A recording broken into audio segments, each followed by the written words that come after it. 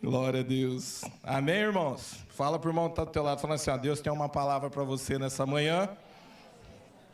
Glória a Deus. Você crê nisso? Então vira para o outro irmão que está do teu lado, falando assim, ó, Deus tem uma palavra para você nessa manhã.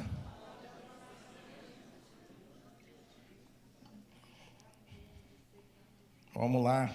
Abre comigo lá em Jonas, capítulo 1, do versículo 1 em diante. Vou fazer uma foto bonita aqui. Ficou bom? Às vezes você fica assim, Jonas, capítulo 1, do versículo 1 em diante.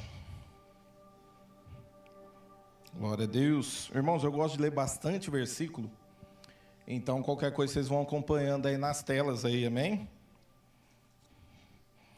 E veio a palavra do Senhor a Jonas, filho de Amitai, dizendo: levanta-te, vai à grande cidade de Nínive e clama contra ela, porque a sua malícia subiu até a minha presença. Porém, Jonas se levantou para fugir da presença do Senhor para Tarsis, e descendo a Jope, achou um navio que ia para Tarsis. Pagou, pois, a sua passagem e desceu para dentro dele, para ir com eles para Tarsis, para longe da presença do Senhor. Vou repetir: para longe da presença do Senhor. Amém? Curva a sua cabeça. Pai, em nome de Jesus, nós te louvamos, nós te damos graça por essa manhã, e nós te convidamos, Espírito Santo, seja bem-vindo, enche as nossas vidas agora de poder, graça e autoridade, derrama sobre nós espírito de revelação e compreensão, Senhor, ó Pai, da Tua palavra, Deus, da Tua riqueza do Teu reino. Ó Pai, nós oramos aqui para que todo sofisma, Deus, toda doutrina errada caia por terra em nome de Jesus, mas que o Teu Espírito, que é santo, ó Deus, possa gerar vida dentro de cada um de nós, em nome de Jesus. Amém? Irmãos, é uma passagem bem conhecida. Recentemente, até a gente começou a brincar entre os pastores aqui, Deus me deu essa mensagem, eu preguei, deu para o pastor Gustavo também, falando sobre João, depois deu para o pastor Xande. Eu falei assim, a gente vai ter que revezar agora, ficar um tempo um pouco distante aí, um prega, outro prega. E eu já tinha ministrado ela na quarta profética, e eu acredito que o Senhor ele tem algo para falar nessa manhã a respeito disso, porque fala sobre obediência, e fala sobre chaves que abrem a porta de avivamento da nossa vida. E Jonas ele é conhecido como aquele profeta fujão. Sabe aquele profeta que quando Deus fala com ele, ele se esconde, né? E Jonas ele é conhecido dessa maneira, como aquele profeta que consegue diante de Deus relaxar quando o Senhor pede algo para ele. Irmãos, Deus tem falado muito comigo ultimamente, esses últimos anos, a respeito sobre essas coisas de quando o Espírito Santo ele tem insistido e falado conosco constantemente, e às vezes a gente cai na rotina do nosso dia a dia, a gente cai na nossa rotina, de repente, do casamento, e isso é até para os recém-casados, né? A gente cai, agora eu casei, está tranquilo, vou tocar a minha vida, e a gente esquece das coisas do Senhor. Irmãos, a minha vida inteira, eu sempre lutei para não fugir do propósito de Deus. Eu sempre entendi que algo que eu estava vivendo é um complemento das promessas de Deus, mas do propósito de Deus para a minha vida. Eu entendo que até que as pessoas que passam por um tempo na minha vida, é um propósito elas passarem por um tempo da minha vida, eu fazer parte da vida delas e elas também fazerem parte da minha vida. E para tudo isso nós precisamos olhar com isso com mais atenção. Por quê? Existem tempos e momentos, mas em tudo isso não pode fugir os propósitos de Deus do nosso coração, amém? Então, os propósitos de Deus, eles precisam ser presentes e vivos dentro de cada um de nós. A outra coisa que nos ensina a respeito de Jonas é que ele tem sempre um argumento para não fazer. Sabe aquela coisa que quando o Espírito Santo está sempre insistindo com a gente e a gente tem sempre um argumento? É tipo aquela coisa que o Espírito Santo está falando, você precisa se dedicar mais à oração. Irmãos, a oração é a chave do avivamento. A oração é a chave para todas as coisas. Não vai acontecer nada na tua vida, não vai acontecer algo grande na tua vida se você não é uma pessoa que ora. Todos os avivalistas que nós conhecemos, que marcaram aí lugares, países, né? Eram homens de oração. E a gente acha que o fato de, eu sinto, pastor, que Deus tem algo forte no meu coração. Desde quando eu nasci, eu sinto que Deus tem algo forte para fazer através de mim. Irmãos, isso é o Espírito de Deus que colocou dentro de você. Agora a questão é o seguinte, o que você está fazendo para isso acontecer? Porque o Espírito Santo, ele trabalha em conjunto com o homem. Ele trabalha de uma maneira onde ele fala contigo, mas de certa forma você precisa obedecer para as coisas poderem acontecerem. E aí você olha e pega e fala assim, então Deus não vai fazer se eu não quiser fazer. Não é bem assim, irmãos. A Bíblia fala assim que se os homens se calarem, até as pedras falarão. Deus não deixa de fazer. A questão é que você perde o seu propósito. A questão é que você perde a tua vez, quando o Senhor ele quer te usar. Então esses homens que marcaram países, né, criaram movimentos que se expandiram para vários países aí, eram homens que se dedicavam muito à oração. Oravam 1, 2, 3, 4 horas por dia. Eram pessoas que buscavam Deus intensamente. O coração do Senhor, o coração dessas pessoas queimavam pelo Senhor. Eu sempre digo na quarta-feira, nós temos um tempo aqui, nós fazemos um culto diferente, eu vou te explicar o porquê. Porque nós damos liberdade para o Espírito Santo agir na vida da pessoa, não que no domingo não tenha, mas a gente reserva uma parte maior no final do culto, para convidar todas as pessoas para vir para frente, para receber de Deus e ter uma experiência profunda com o Senhor. Irmãos, e o que eu vejo aqui, o Saulo está aqui junto com a gente, os irmãos que participam, sabe que quando os irmãos vêm, eles já sabem que ali é um tempo que ele está para poder receber, abastecer, né, as suas baterias espirituais. E às vezes eu olho, eu chego em casa, eu acesso as câmeras, porque minhas filhas estudam de manhã. Então eu não posso sair daqui muito tarde. Então terminou o culto, fica aquele mover, os irmãos orando, os pastores aqui orando. E às vezes eu vou saindo, né? Quando ninguém vai me pegando aí pela porta.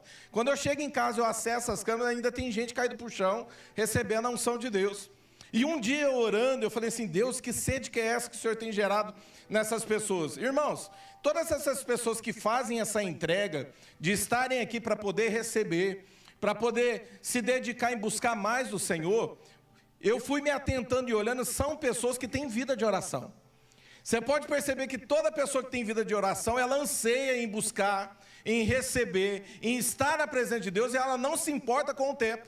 Agora, por que ela não se importa com o tempo? Porque ela se acostumou a estar na presença de Deus. Homens e mulheres que oram, acostumam-se a estar na presença de Deus. É algo prazeroso, não é um fardo. Então você vem e você ama estar na presença de Deus, isso queima no teu coração. Então uma das coisas que o Senhor tem falado muito forte ao meu coração, é que nós não podemos ser como Jonas, que quando o Senhor ele fala conosco, a gente foge em vez de obedecer, em vez da gente se reclinar, né, para poder receber da presença de Deus. Então o Jonas ele é conhecido também como aquele profeta que ele tem vários argumentos para não fazer. Irmãos, você pode sim se organizar no teu dia a dia. Eu trabalhei em obras desde os meus 18 anos. Eu ia para Ribeirão lendo a Bíblia dentro do carro. Às vezes eu voltava cansado e eu vinha ouvindo louvor e orando em espírito dentro do carro. Durante o dia, eu ia pegando amizade com as pessoas, porque o serviço de carpintaria é rápido, não é como um serviço de pedreiro que fica um ano inteiro numa obra, né? Nós ficávamos um mês e meio, saía e ia para outro lugar, e às vezes até menos. Então eu pegava muita amizade com esses empreiteiros e os funcionários, e eu lembro que eu ia me adequando ao ambiente, porque eu chegava ali, todo mundo, aquela coisa de tipo, chegou um pastor, chegou um crente. Eu ia me adequando, né? Eu ia pegando amizade. E eu lembro que eu levava uma caixinha dessas de Bluetooth, e ia colocando louvor.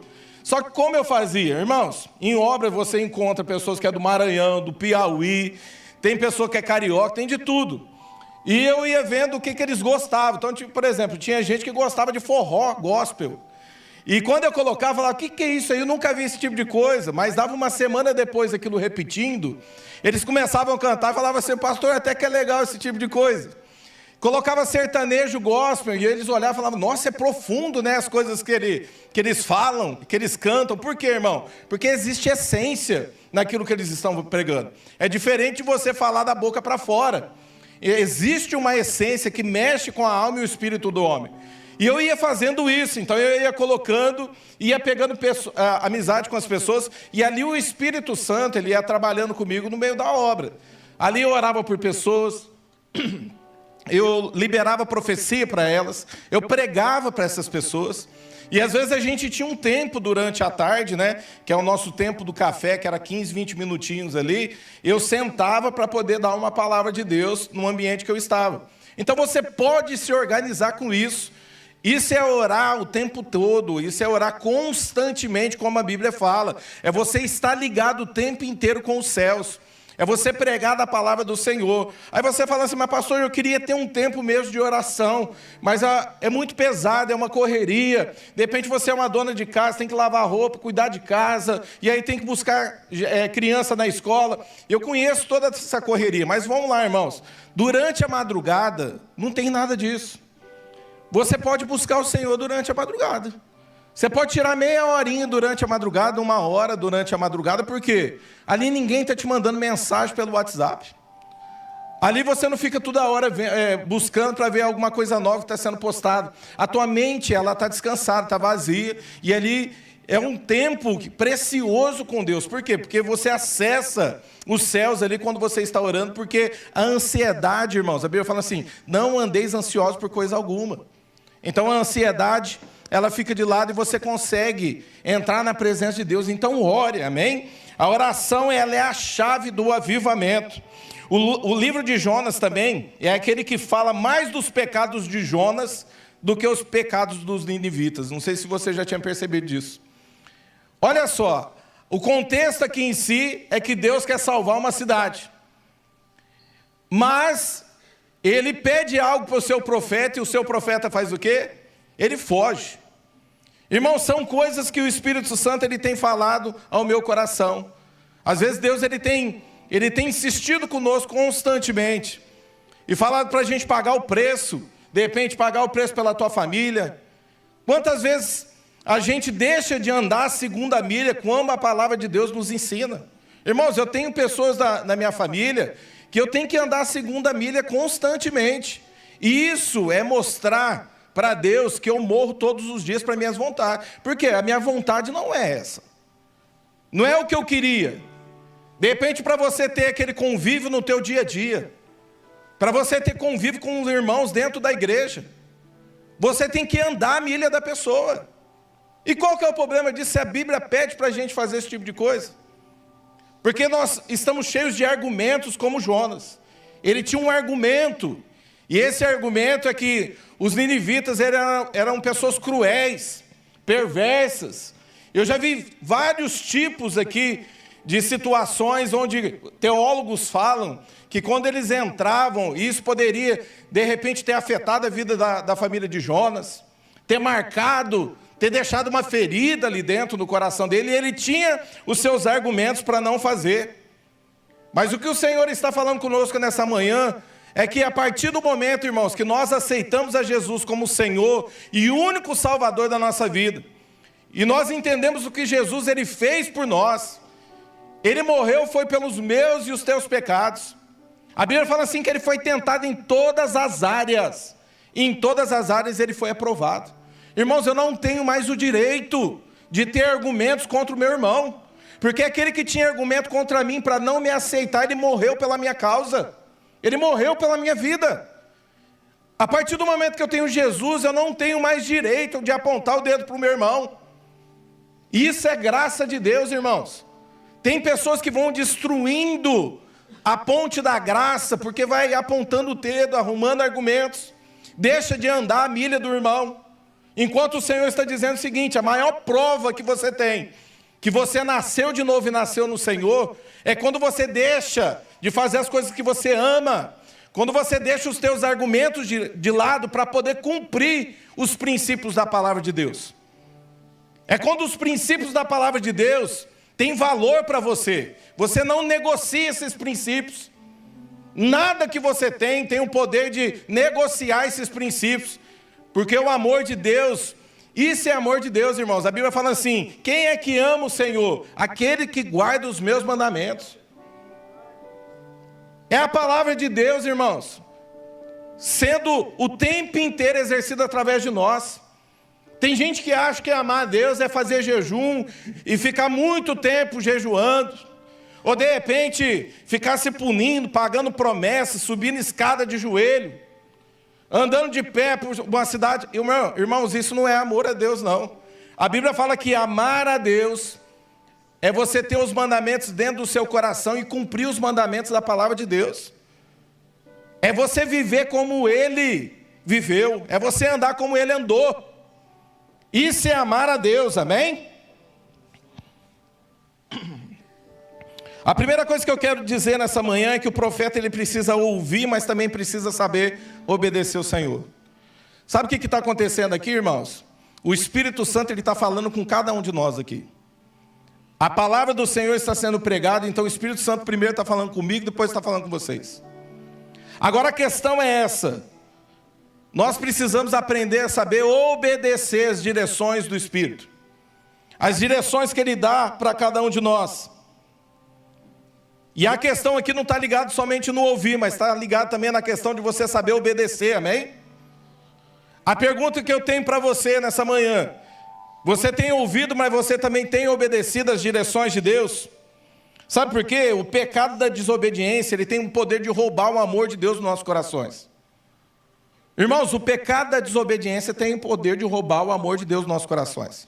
Você pode ver que toda pessoa que é desobediente e não libera perdão, ela tem um argumento para ficar matando a pessoa o tempo inteiro, não é verdade? É ou não é? Porque ela perde o amor de Deus do coração dela. É a primeira coisa que acontece. Ela acha que está matando o irmão, quem está morrendo é ela. Eu falo que a falta de perdão é um veneno que você toma achando que o outro está morrendo. Porque você vai carregando argumentos, e quem está morrendo é você no Senhor, em Deus. Então, o pecado da desobediência, ele tem esse poder de roubar de dentro do nosso coração. Ele tira a empatia pelo próximo. Você nunca entende por que a pessoa é daquele jeito. Mas você tem um argumento para apontar o dedo e julgar ela. Sabe, grande parte das vezes que eu tive que perdoar alguém, irmão, não foi o Espírito Santo, de repente ele exigindo algo de mim, ele constrangia meu coração. Porque eu comecei a entender sobre a vida da pessoa. Irmão, ninguém que é mal, nasceu mal. A vida, o mundo espiritual, demônios conspiraram para deixar a pessoa daquele jeito. Todas as vezes que você estiver sendo afligido por uma pessoa, passa a olhar o que ela passou na vida. E de repente ela não teve a oportunidade que você está tendo, o amor de Deus tem entrado no teu coração. De repente nós fazemos pior que aquela pessoa. Por quê? O amor de Deus entrou no nosso coração, mas a gente resiste o tempo inteiro contra a voz do Espírito Santo. Todas as vezes eu tive que entender a vida daquela pessoa e falar: Senhor, graças a Deus porque eu não passei por isso. Graças a Deus porque eu não vivi tudo isso. Quem tem o amor de Deus no coração tem empatia pelas pessoas, amém? Outra coisa, o pecado da desobediência, ela tem o poder de tirar a visão de ganhar vidas, ganhar almas. Um dos mandamentos que o Senhor nos deu é pregar o evangelho a toda criatura e ganhar almas, irmãos.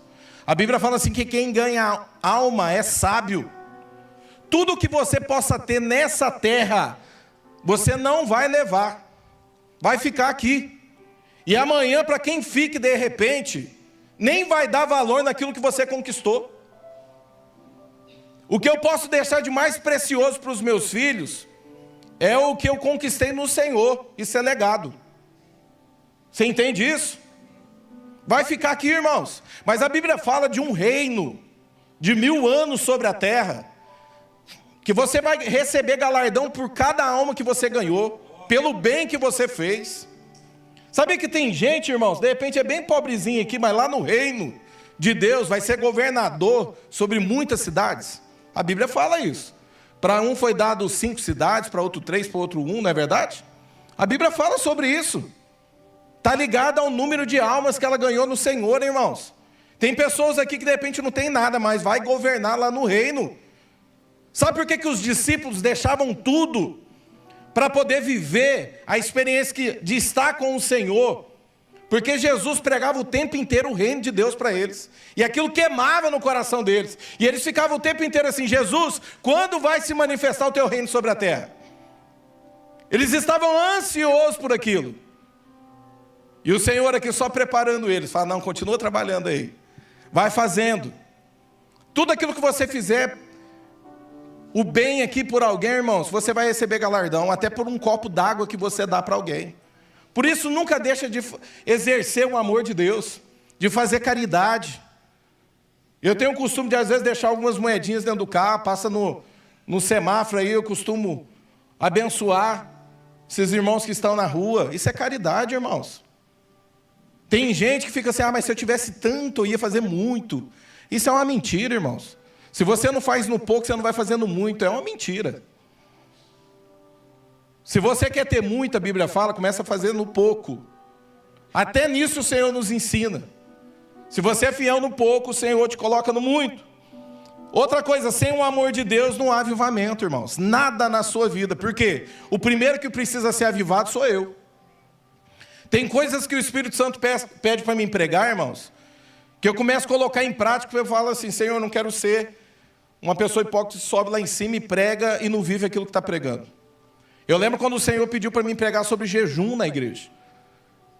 Eu fiquei quase um ano inteiro jejuando. Eu falei: não, primeiro eu vou colocar isso em prática na minha vida, porque eu não vivia isso. Primeiro eu preciso pregar isso para mim, viver isso, ser obediente comigo. Para que amanhã tudo aquilo que eu pregar venha a ser autoridade sobre a vida da igreja que está ouvindo. Isso é pregar, irmãos. Isso é pregar com autoridade. É o que Jesus fazia, ele pregava com autoridade, porque ele pregava aquilo que ele estava vivendo.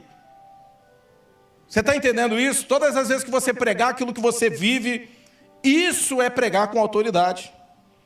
Outra situação, o profeta está tão cego espiritualmente, que ele não discerniu que era ele que estava perdido. Ele apontava tanto o dedo para Nínive, tinha os seus argumentos para não ir lá e fazer aquilo que o Senhor estava mandando, mas ele não discerniu por causa de cegueira espiritual, de religiosidade, que quem estava perdido é ele. Dá para compreender esse tipo de coisa? E aí, irmãos, por isso que às vezes Deus coloca a gente em fases, ciclos da nossa vida, para essa cegueira ir caindo por terra. Porque é assim que acontece. E Deus, ele sabe como fazer, irmãos. Mais que você acha que você é sábio em tudo que você faz, Deus, ele sabe, irmãos, como ele mostrar as coisas para você. Ele sabe como pregar para você. Ele tem a sua maneira, sabe por quê? Enquanto aqui Jonas achava que Deus queria Nínive, eu entendi que Deus queria o seu profeta de volta, que era Jonas. Você entende a profundidade disso? Deus estava pedindo algo para ele, e ele achando que era para o outro, enquanto ele não estava entendendo que Deus estava fazendo por ele. Grandes coisas o Senhor vai pedir para você exercer e colocar em prática, e começar a viver aquilo que Deus tem para a tua vida, porque Ele está querendo você de volta. Às vezes você se perdeu no meio do caminho. Às vezes os anos de cristianismo, os anos de cultos, nós vamos nos perdendo do propósito de Deus, do amor de Deus. Às vezes você está aqui, e a melhor maneira de você descobrir como você está, irmãos, é você olhar para o teu fruto.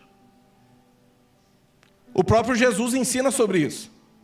Porque a árvore boa, ela dá frutos. E se eu perguntar para você nessa manhã, qual que é os frutos que você está gerando? Você tem frutos para apresentar para o Senhor? Porque a árvore que ela não dá fruto, ela já perdeu seu propósito faz tempo. E às vezes a tua vida virou uma sequidão. De repente você olha para você e nada mais acontece. Você continua vivendo de experiências antigas e deixou de viver experiências novas. Você acha mesmo que Deus não tem experiências novas para você? É porque dentro de nós, irmãos, de repente o amor de Deus ele tem se apagado. A Bíblia vai falar sobre as 10 virgens, né? que 5 são prudentes e 5 são insensatas. Mas a Bíblia fala assim que as prudentes, elas carregam o azeite suficiente para manter as lamparinas acesas, enquanto as insensatas não. As insensatas, irmãos, está sempre deixando para a última hora. E às vezes não dá tempo.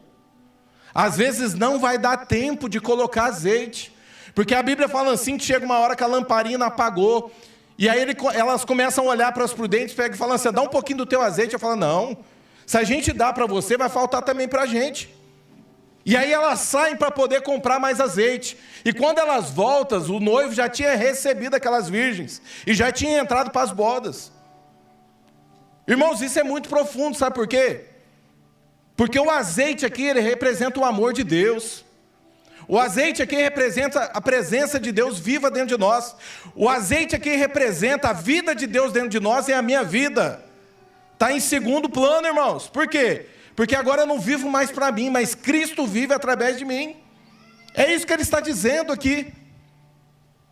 Tem gente deixando as coisas para a última hora e de repente não vem a dar tempo. A salvação de Jonas, irmãos, eram os ninivitas que ele precisava ir lá pregar. Eu acho muito profundo porque a salvação daquele rico, que Lázaro ia lá comer suas migalhas todos os dias à tua porta, a salvação dele, irmão, estava todo dia na porta dele. Era um mendigo que ia lá comer as migalhas. E ele tratava por desigual. Você entende isso? Deus mandou todos os dias a misericórdia de Deus para a porta dele. Mas ele continuou vivendo da sua maneira, do seu jeito, com seus pensamentos. A salvação daquele rico era Lázaro todos os dias à sua porta. Ele poderia ter mudado. E eu acredito que Deus deu tempo. Eu acredito que ele deixou a sua lamparina se apagar. E nós sabemos o contexto disso, porque quando Jesus começa a contar sobre essa parábola, o rico está lá no tormento, não é verdade? E Lázaro está lá no lugar de descanso. E aí já não tem mais o que fazer. Fala para o irmão que está do teu lado, falando assim, ó, o Senhor hoje está olhando o teu coração. A desobediência à voz de Deus, irmãos, nos distancia do amor de Deus. A falta de amor faz a gente perder o propósito. De repente você não caiu no pecado da carne, mas você caiu no pecado da desobediência de Satanás. Irmãos, isso é muito forte. De repente você está aqui dentro da igreja, fala, não, eu não tenho pecado, a minha vida está tudo certinho. Você não caiu no pecado da carne, mas de repente você caiu no pecado da desobediência. Isso é pecado de Satanás, irmãos. É quando o Espírito Santo está falando conosco que a gente está resistindo, está desobedecendo, está fazendo sempre ao contrário daquilo que o Senhor está pedindo para a gente. Essa manhã é uma mensagem de alerta para cada um de nós. Repete comigo, falando assim, ó, Senhor Jesus, me salva do pecado da desobediência. Se for sincero, o Senhor vai trazer vida sobre ti, amém? A redenção da humanidade, irmãos, veio por conta da obediência de Jesus Cristo. Coloca para mim Filipenses capítulo 2, versículo 8.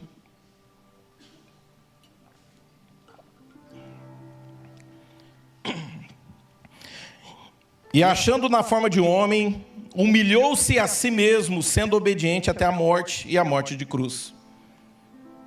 Toda a redenção da humanidade veio por conta da obediência de Jesus Cristo. Quando a Bíblia fala assim que se achando na forma de homem, a Bíblia fala assim que Jesus, ele se esvazia de si mesmo. Ele tinha um trono, tinha um governo, ele tinha ciência de todas as coisas. Ele podia estar em todos os lugares. Porque Jesus é Deus. Porque Jesus se esvaziou de si mesmo. Por isso que a Bíblia fala, se achando na forma de homem.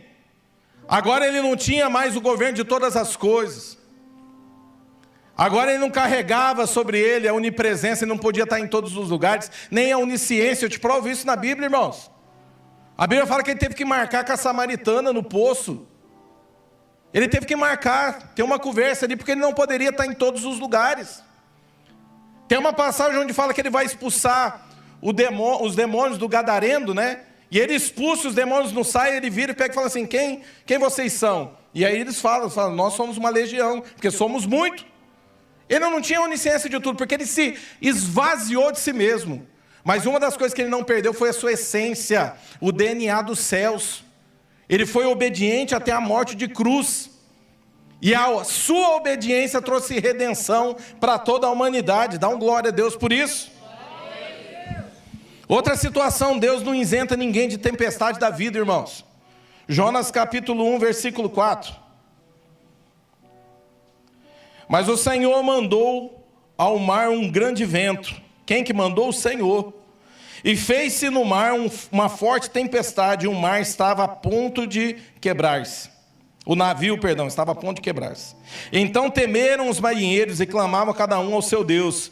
E lançaram ao mar as cargas que estavam no navio, para aliviarem o seu peso. Jonas, porém, desceu ao porão do navio, e tendo-se deitado, dormia um profundo sono. Olha o que ele estava fazendo. E o mestre do navio chegou-se a ele e disse-lhe: que tens, dorminhoco? Levanta-te, clama ao teu Deus, talvez assim esse Deus, lembre-se de nós para que não pereçamos. Amém? Irmãos, existem duas maneiras aqui de você passar por tempestades na vida. A primeira é você fazer o que Jonas está fazendo. A Bíblia fala assim que quem enviou essa tempestade foi o próprio Deus. Aí você fala assim, por que Deus fez isso? Está punindo o seu profeta? Não, irmãos, ele está resgatando o seu profeta. De repente a tempestade que você está achando, que você está passando aí, é um castigo de Deus. E é Deus te puxando novamente para a presença dele. E às vezes a tempestade da vida, irmãos, demora muitos anos, viu? Demora muito tempo, sabe por quê? Porque Deus não agarra ninguém pelos cabelos. A Bíblia fala assim, que Ele atrai pelo coração. Tem coisas que às vezes a gente vai ter que passar. E aí você pode ter todos os teus argumentos aí. E aí você escolhe ficar aí no tempo da tempestade o quanto você quiser. A Bíblia fala assim que Jonas dormindo no navio é aceitar a sua condição espiritual que ele estava vivendo. Tem gente que aceita a sua condição e é isso e pronto mesmo, ninguém me muda e pronto, acabou. Tá bom, irmãos. Você escolheu isso para você, Deus não toca no teu livre-arbítrio. Mas saiba de uma coisa, Deus está trabalhando o tempo inteiro para te ter de volta. E a segunda situação é você fazer como Jesus. Jesus também enfrentou tempestades dentro de navio. E a Bíblia fala que ele dormia também. Mas o dormir aqui está ligado a você confiar nas promessas de Deus.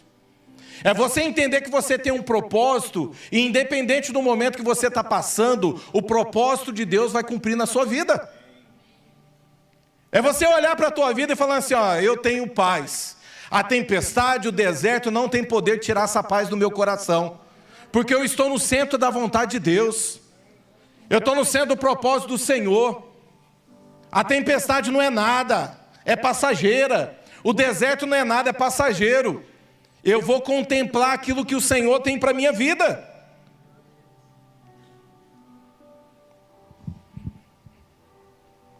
João capítulo 10, versículo 18. A gente vai entender, irmãos, que tudo que Jesus vivia tinha um propósito. Sabe por quê? A morte de Jesus, ela não foi uma imposição humana, que nós achamos que mataram o nosso mestre, né? Mas foi uma entrega voluntária, ele quis fazer isso. Ninguém atira de mim, mas eu de mim mesmo dou. Tenho poder para dar e poder para tornar a tomá-la. Este é o mandamento que eu recebi do meu Pai.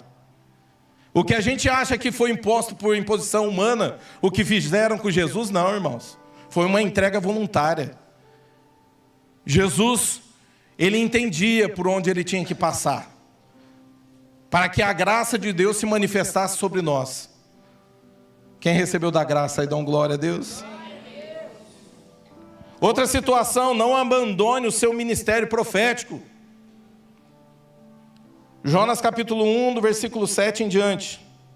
E diziam cada um ao seu companheiro: vinde, lançamos sorte, para que saibamos por que causa nos sobreveio esse mal. E lançaram sorte, e a sorte caiu sobre Jonas. Então lhe disseram: declara-nos tu agora, por causa de quem nos sobreveio este mal.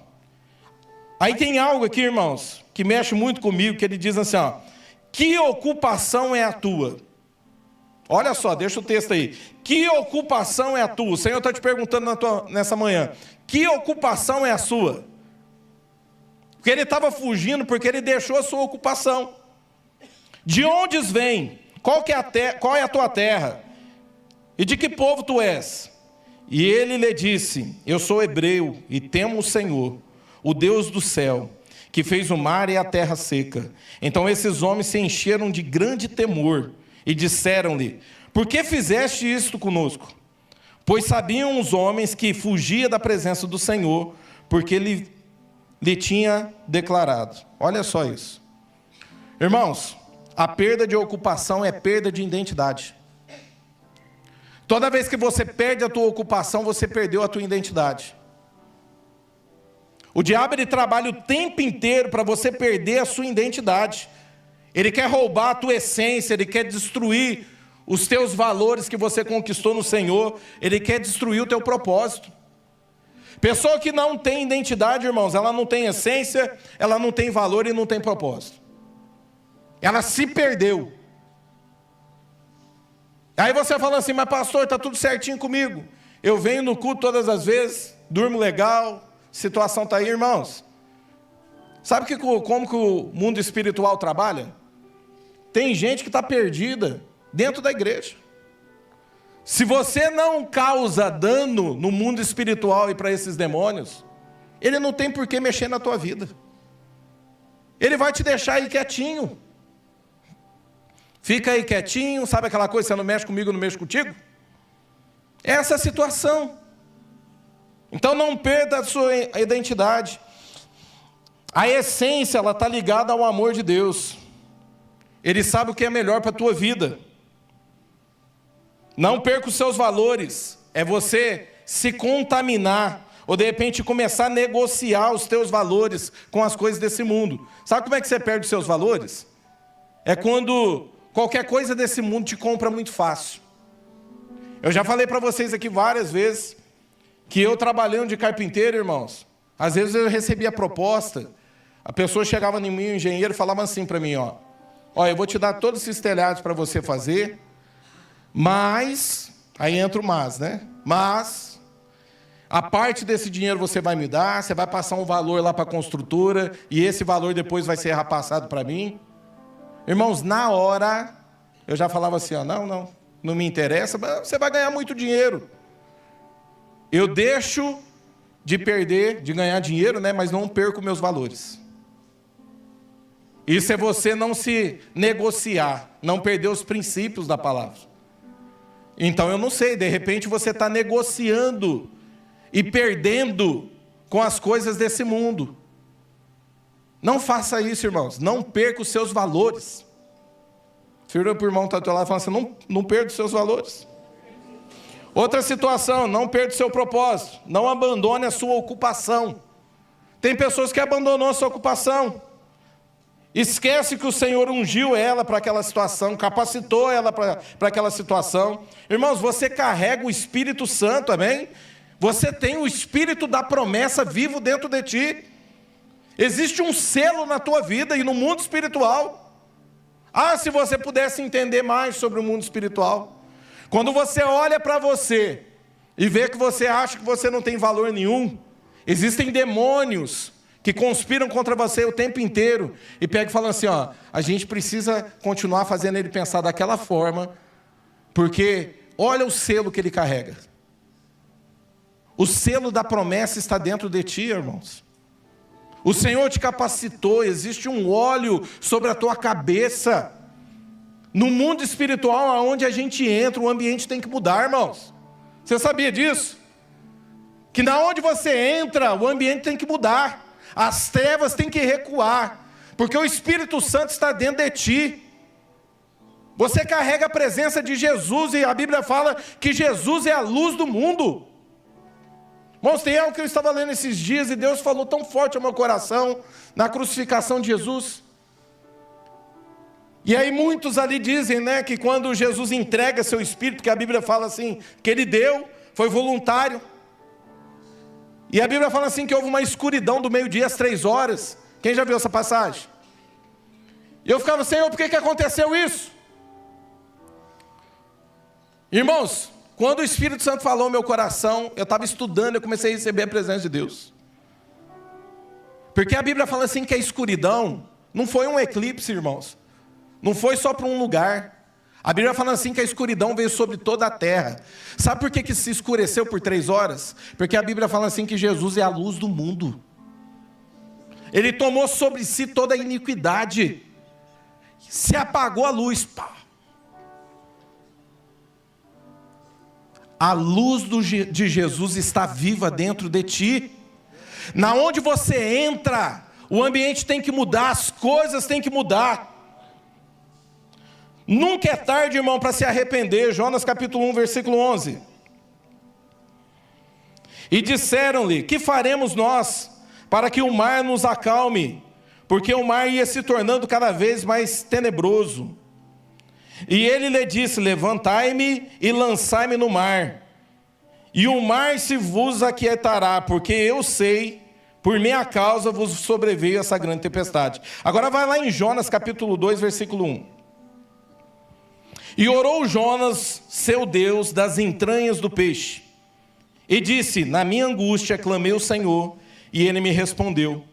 Do ventre da sepultura eu gritei, e tu ouviste a minha voz.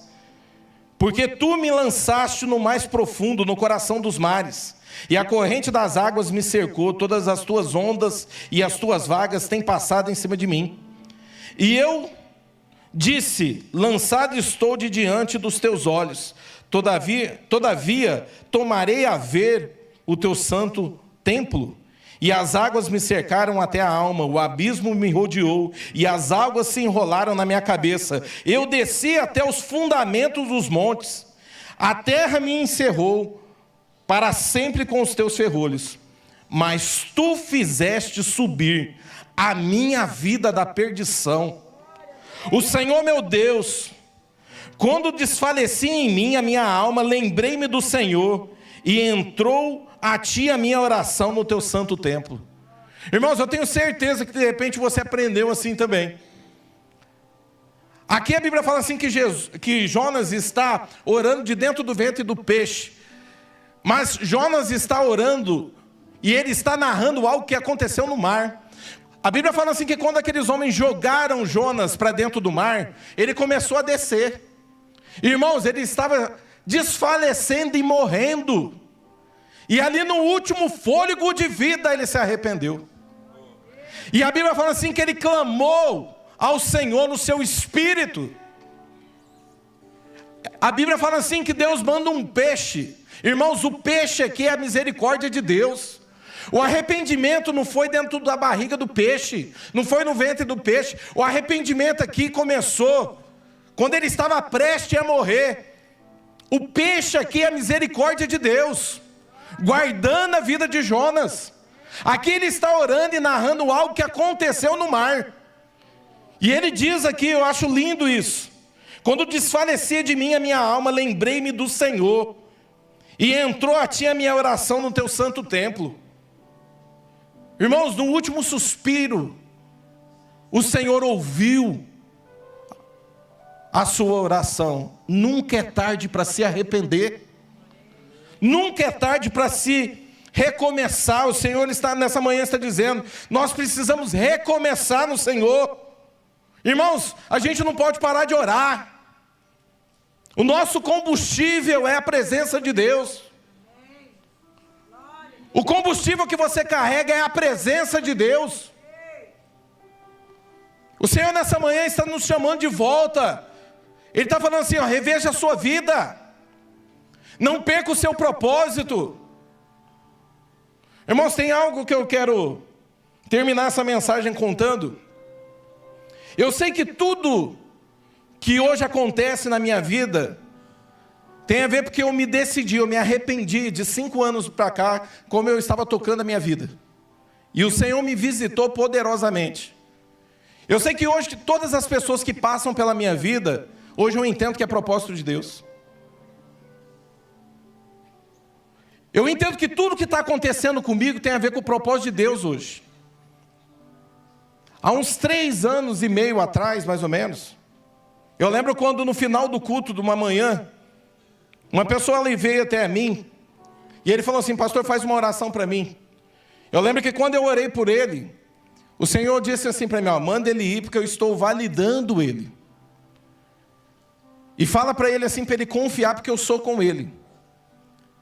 E na hora que eu disse isso para ele, ele falou: é a resposta que eu precisava. E aí ele foi me contar o porquê.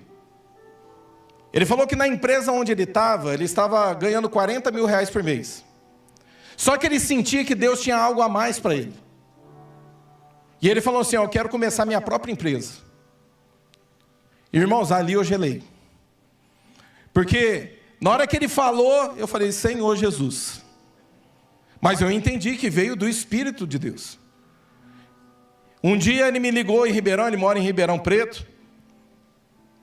Ele me chamou para tomar um café, nós conversamos, eu virei para ele e falei assim para ele. Falei: você tem um propósito, Deus colocou algo no teu coração, mas deixa eu te perguntar. Você já apresentou esse propósito diante de Deus? Ele falou: como assim? Falei: qual que é o propósito de Deus querer te deixar rico? Ele parou, pensou, e ele falou assim: pastor, eu não tenho um propósito. Eu virei para ele e disse o seguinte, falei: ó, vamos continuar o nosso café. Quando você tiver o propósito, eu volto aqui e oro por você. Isso passou um mês e meio, eu falei: ele não quer nem saber disso, dessa oração. Mas depois de 1 mês e meio, ele me ligou de volta. Eu desci para Ribeirão, nós sentamos, começamos a tomar café.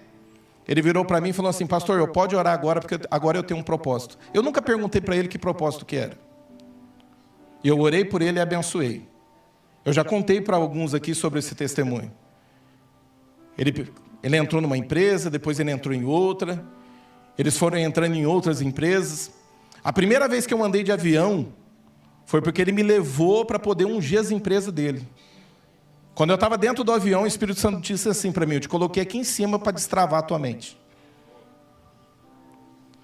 Eu lembro que eu fui, orei, abençoei as empresas. Isso se passou os anos. E nós sabemos hoje que nós temos um propósito aqui, que é a igreja, que é o projeto Iluminando Vidas, não é verdade? E eu lembro que teve um dia que ele me ligou, ele falou que queria conhecer o projeto, eu falei: pode vir. Ele veio, hoje ele tem mais 2 sócios que estão junto com ele. E aí ele perguntou quanto que tinha gastado, quanto que tinha feito, eu falei tudo para ele. Ele falou: o que você pretende fazer aqui? E eu fui passando para ele.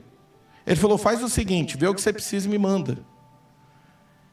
E aí nós tínhamos todo um projeto de poder cobrir em volta do salão, para ter mais espaço para as crianças. E aí eu comecei a fazer os cálculos, fui pegando orçamento, isso, aquilo, outro. Eu sei que em tudo, irmãos, deu quase 100 mil reais. E eu peguei e enviei. Deu 2 dias depois, o dinheiro estava na conta do Iluminando Vidas. E nós vamos cobrir lá toda a lateral. Sabe por que eu estou dizendo isso? Às vezes a gente deixa de viver aquilo que Deus tem para a nossa vida porque a gente sai fora do propósito de Deus. Eu nunca perguntei para ele qual que era o propósito que ele tinha com Deus. Mas hoje eu estou entendendo na prática. E isso, irmãos, é para destravar a nossa mente. Sabe por quê? Porque primeiro Deus fez em mim algo fora da minha realidade, tudo aquilo que eu vivi até hoje. E Deus está fazendo. Agora a pergunta que eu tenho para você: você quer que Deus faça através de você? De repente essa é uma manhã de arrependimento, onde você precisa se posicionar. Deus não vai fazer nada na tua vida se você não quiser. Você pode continuar com os teus argumentos para não fazer, você pode continuar aí parado do mesmo jeito, e Deus não vai fazer nada, Ele te respeita. Mas se você se posicionar, você vai viver tudo aquilo que Deus tem para a tua vida. Eu brinquei com ele esse dia, peguei e falei assim: você não quer que ponha uma plaquinha tua lá? Ele falou: não, pastor, não precisa pôr nada lá. Não precisa nem falar quem que eu sou. Eu estou sendo obediente aqui. Ele falou: você não precisa nem falar quem eu sou. Eu queria que você ficasse de pé. Eu quero fazer um apelo para você. Nós temos pouco tempo. Mas se você sente que que você precisa, de repente, fazer votos diante de Deus aqui. Você percebe que, de repente, existe um tempo novo chegando para a tua vida e você quer viver esse tempo novo. Eu queria que você saísse do seu lugar e venha aqui para frente. Nós queremos orar por você, nós queremos ungir você. Saia do seu lugar, venha para cá e fala: Deus, eu quero viver tudo aquilo que o Senhor tem para mim. De repente a tua vida está sem graça até hoje. Irmãos, é prazeroso viver tudo aquilo que Deus tem para nós. É prazeroso você contemplar tudo isso. Apaga as luzes para a gente. Eu quero que nesse momento você curva a sua cabeça e comece a orar. Sabe por quê? No último fôlego de vida de Jonas, o Senhor ouviu a oração dele. E aquela oração mudou a história de Jonas. A Bíblia fala assim que aquele peixe vomitou ele em terra seca. E não ficou por aí, irmãos, porque ele teve que andar média de uns 800 quilômetros a pé para poder chegar até Nínive. Mas ele pregando por 3 dias de ponta a ponta naquela cidade, toda aquela cidade se converteu. E houve redenção, houve avivamento, por conta da obediência de Jonas. Eu quero que você curva seu coração agora enquanto a gente louva. Que você faça a sua oração. E depois nós vamos orar por vocês, amém?